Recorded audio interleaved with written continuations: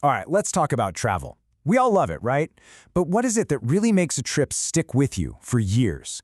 Today, we're going to dive into a huge shift in how we're all thinking about travel, a move that goes way beyond just the vacation photos and into something much, much deeper. I mean, think about your last big trip. Did you find yourself just rushing from one famous spot to the next, phone out, trying to nail that perfect selfie? You're not alone. It's that kind of nagging feeling, you know? The one where you feel like you've seen a place, but you haven't really felt it. So, what if there's a better way to do this whole travel thing?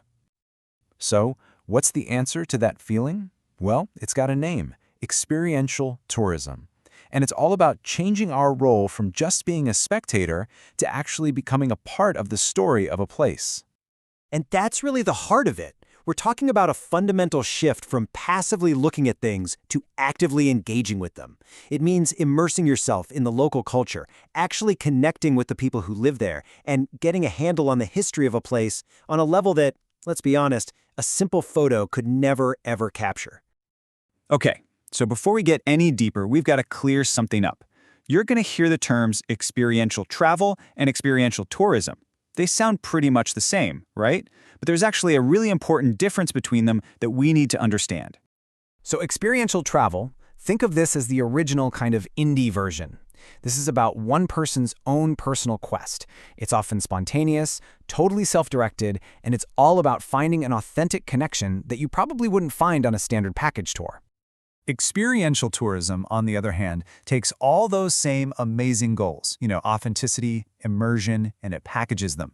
This is where the pros come in. We're talking about tour operators creating these structured experiences, like a cooking class with a local chef or a really in-depth historical walking tour. It makes those deeper connections way more accessible to a lot more people. And this chart just lays it out perfectly. Over on the left, you've got travel. It's super personal, self-directed, and the goal is really about personal transformation.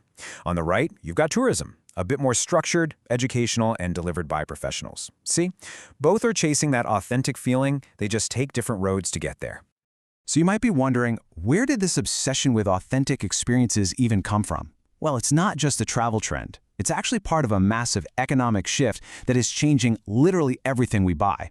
So let's talk about the experience economy. So how'd we get here? Well, it started with the industrial economy, right? We valued physical things, goods. Then we moved into the service economy, where we started paying people to do things for us. And now we're in this third stage, the experience economy. And here, the most valuable thing you can buy is the experience itself, something memorable, personal, and totally shareable. This right here gets to the absolute core of it all. We're just not satisfied anymore with only getting a product or a service. We want the memory that goes with it. We want the story. We want that feeling of personal change. It's not just about buying a vacation anymore. In a way, we're trying to buy a better, more interesting version of ourselves. So what even makes an experience great? Well, a couple of theorists, Pine and Gilmore, broke it down into 4 different realms. They say a truly memorable experience often combines a few things: entertainment, like watching a local show; education, like learning a new skill; escapism, like totally losing yourself in a new place; and aesthetics, which is just about being somewhere that's truly beautiful and immersive. Okay, so if we're all out here searching for these incredible experiences, what's the #1 tool we're all using to find them? Yep, technology. You can't talk about modern travel without talking about tech. But its role here is, well, it's complicated. It's been both a massive enabler and a huge disruptor. On the one hand, tech was this huge game changer for all of us travelers.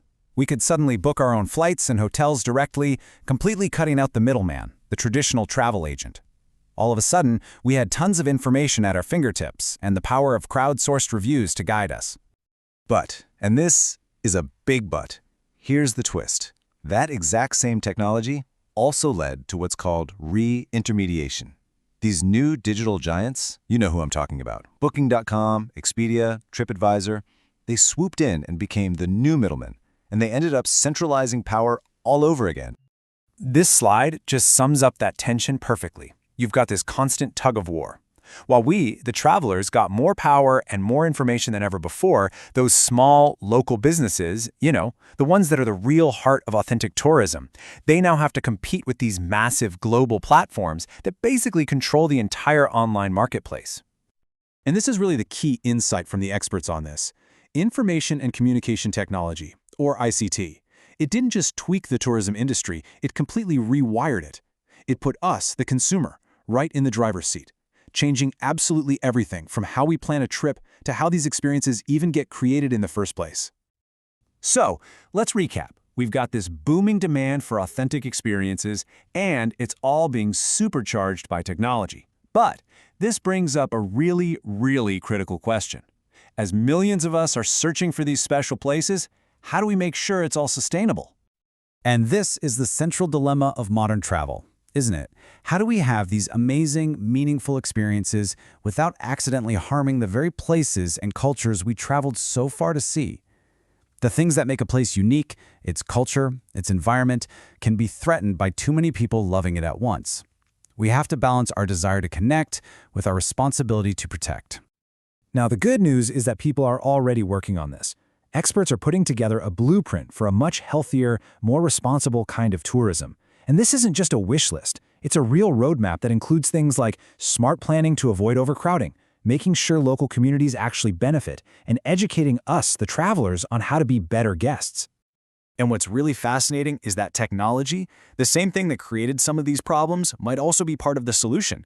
Just imagine using virtual reality to explore a fragile historical site without ever setting foot in it, or using big data to keep an eye on a destination's environmental health in real time. We could actually learn to travel smarter, not just harder. Which leaves us with one last massive question to chew on.